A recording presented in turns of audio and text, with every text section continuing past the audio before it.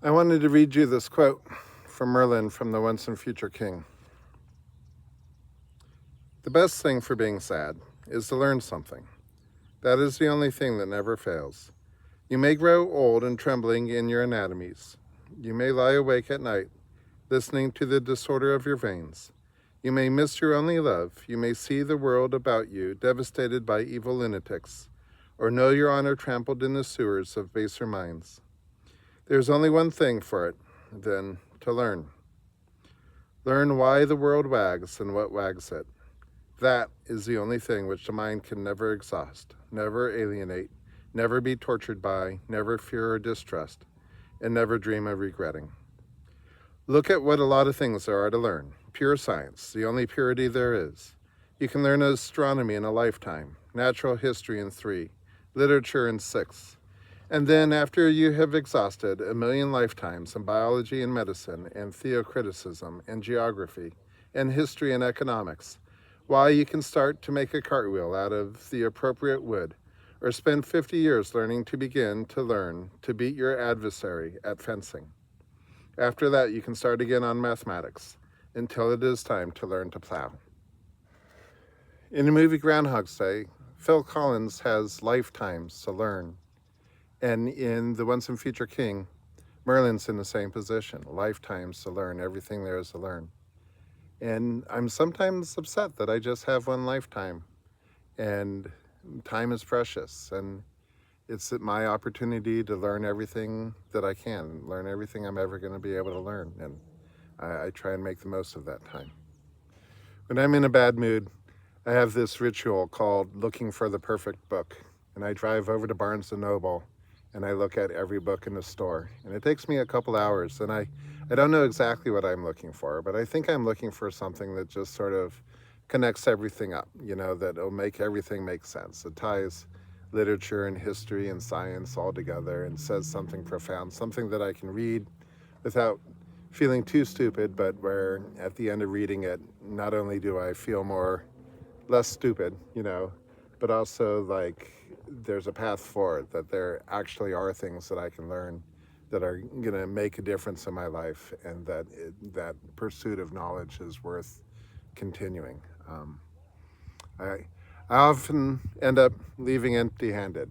It's hard for me to find that book, and it's a ritual I've done.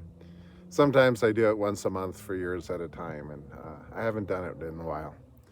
There's 2 writers for me that I think probably come closest to writing these perfect books. One of them is Thomas Pynchon, and the other one is James Joyce. And I think this was my problem, is that I knew these were the authors that I needed to read, and I bought their books, and they were sitting on my bookshelves for years, and there were plenty of times where I've picked up both of them and tried to make my way through. And especially James Joyce's Ulysses and Pynchon's Gravity's Rainbow, I'd started each of them like 3 or 4 times a piece and gotten maybe a quarter of the way through before I just got bogged down and realized that I wasn't getting it. They were saying exactly what I needed to be hearing, but I wasn't picking up what they were dropping down. So I'd given up both of them sort of in desperation and frustration.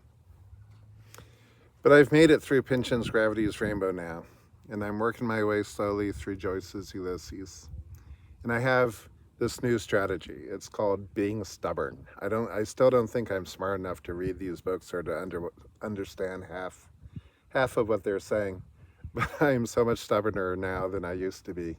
And I set aside 20 minutes every day, and I'm like, I'm going to read this, and it doesn't matter if I understand all of it or most of it or some of it or none of it. I'm going to put in my 20 minutes. I'm going to make it through a couple pages. I am going to finish these books, and I get stuff out of it. Am I enjoying every minute? Does it suck me in? No. Am I glad that I read Gravity's Rainbow? Yeah. Like, in a lot of ways, I'm happier to have finished Gravity's Rainbow than I ever was while I was reading it. Like, I'm glad that I'm done. I'm glad that I know what the book is about. And I feel the same way about James Joyce. There's times when I'm like, oh my goodness, this is phenomenal. I can understand why everyone loves this book. But there's other times where it's like, this makes no sense at all. But I know I just need to get through it. With both books, when I read reviews, when I look and see what people on Reddit are saying about them, it's like, yeah, by the third or fourth time you read this book, it'll start making a little bit of sense. And I'm like, yeah, I can see that. Like, I don't know if I'll ever get around to reading it 4 times in a row, but I think there's a lot to be gained from it. The book about pretty much everything, tying it all together to one person's day in Dublin, it's just brilliant. And to the extent that I'm not getting everything, it just lets me know there's more that I need to learn, which is cool. Ulysses is the perfect book. Joyce is the perfect writer, even if I'm not the perfect reader. And if any novelist ever spent 5 or 6 lifetimes learning everything there is to learn about literature, it'd be Joyce, not to mention everything there's to know about theology and philosophy and history.